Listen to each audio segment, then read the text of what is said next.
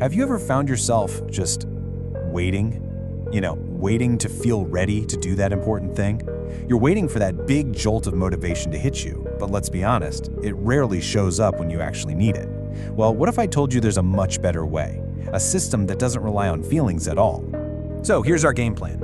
First, we're going to expose the motivation trap for what it is. Then we'll talk about discipline, not as a chore, but as the real engine for progress. I'm going to give you a super simple formula to build it, show you the exact building blocks you need, and reveal how your own identity is actually your greatest superpower in all of this. And of course, we'll wrap up with how to start, like right now.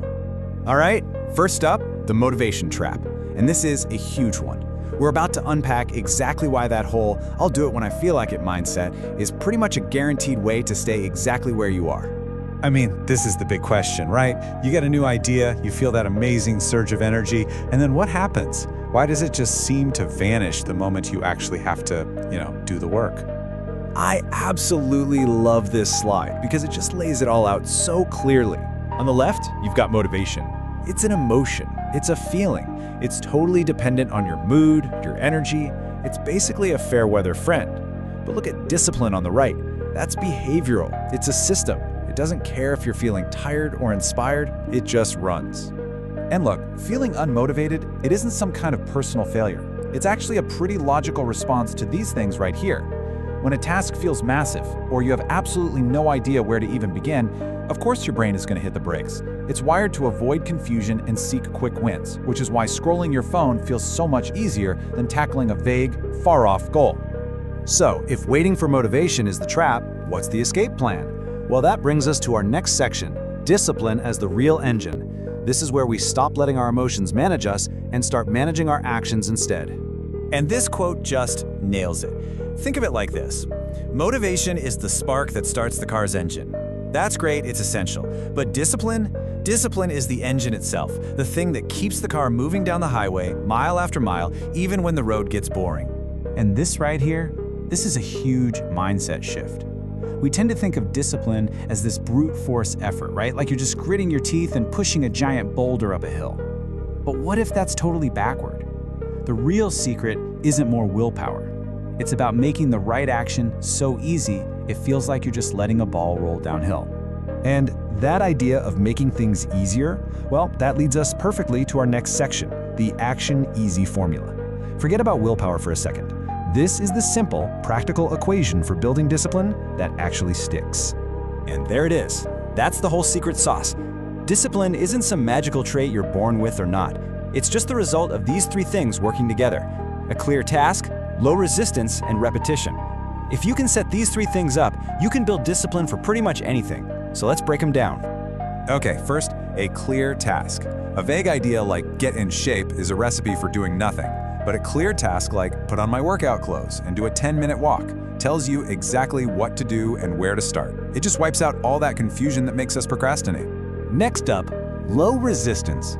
This is all about becoming an architect of your own environment. Think about it. If you lay out your gym clothes the night before, it's just easier to go to the gym. You're designing a world where the good choice is also the path of least resistance. And finally, we have repetition. This is where the magic really happens. Every single time you do that small, clear, easy task, you are literally forging new pathways in your brain.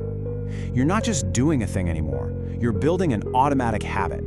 And that's how you create momentum that feels unstoppable. Okay, so we've got the formula. Now for the really fun part. Let's make this practical.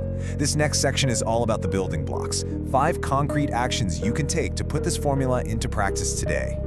These are our 5 keys to the kingdom. We're going to start so small it feels silly. We'll focus on the daily system, not the distant goal. We'll actively remove friction. We'll choose consistency over these big, intense bursts. And we'll track what we do to build that sweet, sweet momentum. Let's dive in. This first one, honestly, it might be the most important. You have to lower the bar so much that you can't possibly say no. Just look at the difference here. Study for 2 hours feels like climbing a mountain. But study for 10 minutes? Come on, anyone can do that. The goal here isn't the output. The goal is to just start. Make it so easy that it's harder to make an excuse than to just do it.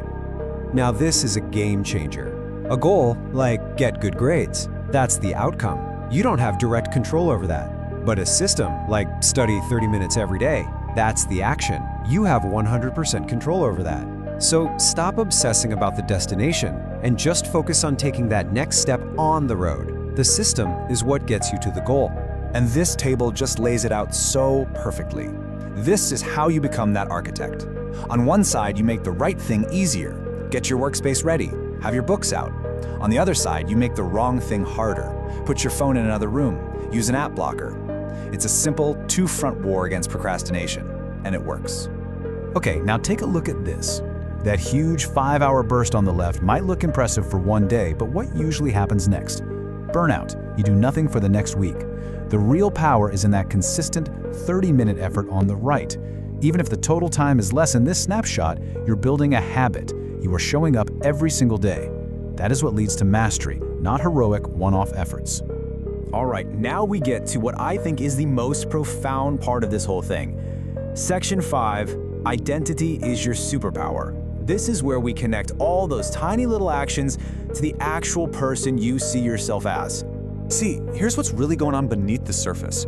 When you choose to study for just 10 minutes, you're not just studying. You are casting a vote. You're casting a vote for the identity of a disciplined person. Every small win is a piece of evidence you're collecting that proves who you are becoming. So you stop thinking things like, ugh, I wish I was more disciplined, and you start telling yourself, I am a disciplined person. And this isn't about just faking it. It's about letting your actions provide the proof. You say it because your small, daily actions are already making it true. Okay, let's land the plane. Part 6 is simple. Start small, start now. Because all this knowledge is great, but the only thing that actually creates change is action. And that action always starts with a single step. So I'm going to leave you with this one question. Not for tomorrow, not for later today, for right now. What is the smallest, most laughably easy action you can take in the next 5 minutes to cast a vote for the person you want to become? Maybe it's just putting your running shoes by the door. Maybe it's writing a single sentence. Don't overthink it. Just pick one tiny thing and go do it.